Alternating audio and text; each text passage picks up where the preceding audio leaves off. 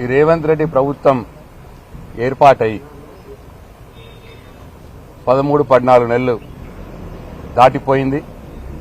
ఈ 13-14 నెలల కాలంలో ఆయన ప్రజలకిచ్చిన హామీలు ఏ ఒక్కటి కూడా నెరవేర్చకుండా విఫలం చెందిన సంగతి ఇవాళ తెలంగాణ ప్రజలు కోడై కూస్తున్న విషయం మనందరికి తెలుసు. ఇట్లా నేను విఫలమవుతున్నాను, నేను ఏం చేయలేకపోతున్నాను, దీని నుంచి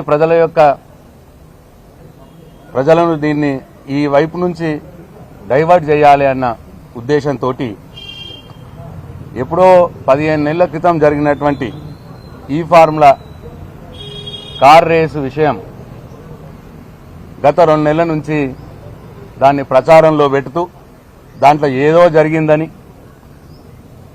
దాంట్లో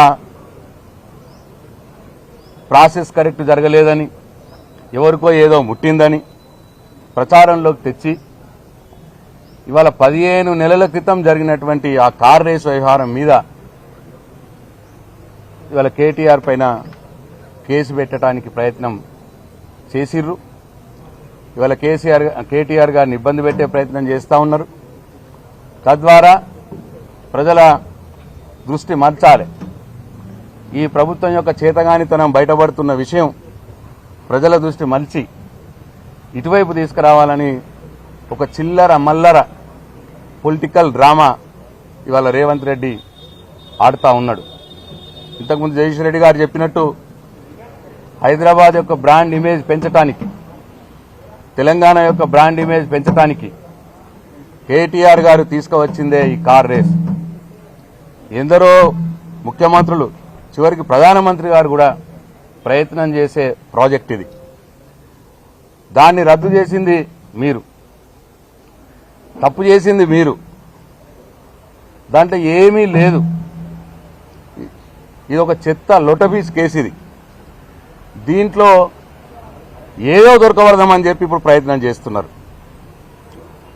చాలా రోజుల నుంచి, 2 నెలల నుంచి ప్రయత్నం చేస్తున్నారు. ఏమీ దొరకలేదు. ఎట్లనే అరెస్ట్ చేయాలి కేటీఆర్ గారిని, ఇబ్బంది పెట్టాలి కేటీఆర్ గారిని ప్రయత్నం తప్ప దీంట్లో ఏమీ లేదు. దీంట్లో ఏమీ లేదు కాబట్టే ఎలక్ట్రల్ బాండ్లు దీనికి లింక్ పెడతా ఉన్నారు.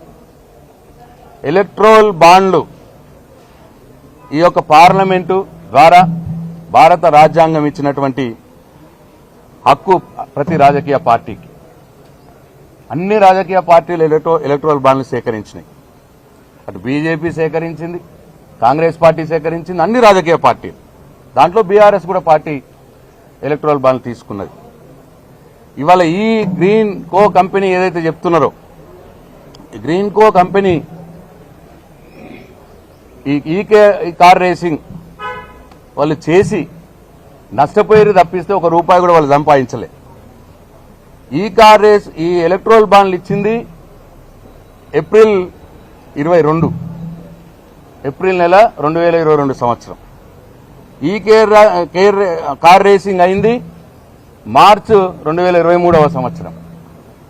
అంటే ఎలక్ట్రల్ బాండ్లు మొదలిచ్చి వాళ్ళు ఈ కార్ రేసింగ్ చేసి దాంట్లో వాళ్లే డబ్బులు పెట్టినారు. ప్రభుత్వం వాళ్ళకి ఏమి ఇవ్వలేదు గ్రీన్ కోకి. కాబట్టి దీంట్లో కిట్ అండ్ ప్రో అని చెప్పి కొన్ని అనుకూల పత్రికలు మీడియా ద్వారా ప్రచారం చేస్తా ఉన్నారు. దానికి అవకాశమే లేదు. ఇవాళ కాంగ్రెస్ పార్టీకి కూడా ఇదే గ్రీన్ కో కంపెనీ 25 కోట్ల రూపాయలు ఎలక్ట్రల్ బాండ్ల ద్వారా ఇచ్చింది. ఇవాళ కాంగ్రెస్ పార్టీ 1500 కోట్ల రూపాయలు ఎలక్ట్రల్ బాండ్ల ద్వారా సేకరించింది. మరి వాళ్ళు ఎక్కడెక్కడ కిట్ అండ్ ప్రో చేసినారు. మీడియా ద్వారా లేదు, సోషల్ మీడియా ద్వారా కేటీఆర్ గారి మీద బురదల్లే కార్యక్రమం చేస్తా ఉన్నారు. సరే, మీరు ఏం చేసినా నిజం నిలకడగా బయటపడుతుంది. తప్పకుండా కేటీఆర్ గారు, మాకు న్యాయం మీద నమ్మకం ఉంది, న్యాయస్థానం మీద నమ్మకం ఉంది, చట్టం మీద నమ్మకం ఉంది. తప్పకుండా ఇవాళ రేవంత్ రెడ్డి గారు చేస్తున్నటువంటి కుట్రల్ని ఛేదించుకొని కేటీఆర్ గారు కడిగిన ముత్యంలా బయటకు వస్తారు. మీరెంత భయపెట్టమని చూసినా, బీఆర్ఎస్ పార్టీ నాయకుల మీద కేసులు పెట్టి అరెస్టులు చేద్దామని చూసినా నిన్ను వెంటాడడం మాత్రం ఆపం. నువ్వు ఇచ్చిన హామీలన్నీ అమలు చేసేదానిక తప్పకుండా మా ప్రతి ఒక్క బీఆర్ఎస్ పార్టీ సామాన్య కార్యకర్తల నుంచి మరి ప్రతి ఒక్కరు కూడా మీ వెంట పడతారు అని చెప్పి మరొకసారి ఈ ప్రభుత్వానికి రేవంత్ రెడ్డి గారికి హెచ్చరిస్తా ఉన్నాను. జై తెలంగాణ, జై కేసీఆర్.